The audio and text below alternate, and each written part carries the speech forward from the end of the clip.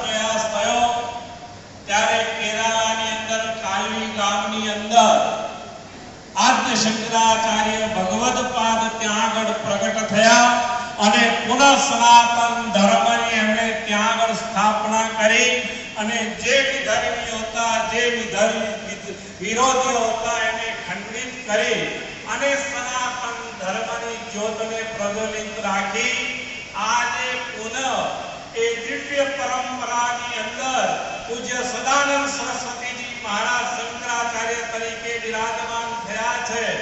ત્યારે આજે આપણને વિશ્વાસ છે કે જે પ્રમાણે આજે સનાતન ધર્મનું ખંડન થઈ રહ્યું છે, સનાતન ધર્મને ખતમ કરવાની વાતો દેશમાં થઈ રહી છે, સનાતન ધર્મ ડેન્ગ્યુ છે, સનાતન ધર્મ મેલેરિયા છે, સનાતન ધર્મના દેવી દેવતાઓ માટે જે કંઈ થઈ રહ્યું છે અને આજે જ્યારે આપ અમારી સાથે નેતૃત્વ કરી રહ્યા છો, અમને પુનઃ વિશ્વાસ છે કે પુનઃ સનાતન ધર્મ એ ચારે દિશાની અંદર વિશ્વની અંદર પ્રસ્થાપિત થશે, એમાં કોઈ શંકાને સ્થાન નથી।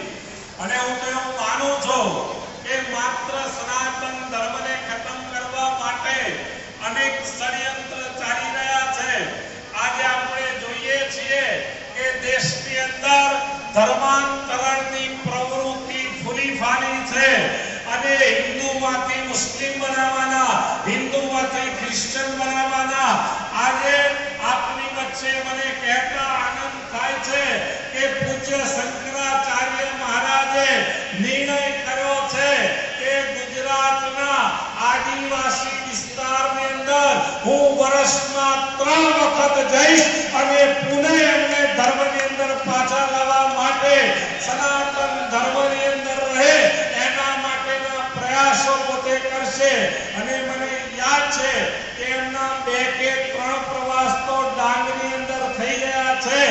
આ પણ એક જબરદસ્ત ષડયંત્ર ભારતની અંદર ચાલી રહ્યું છે। એટલે આપણે બધા સનાતની છીએ।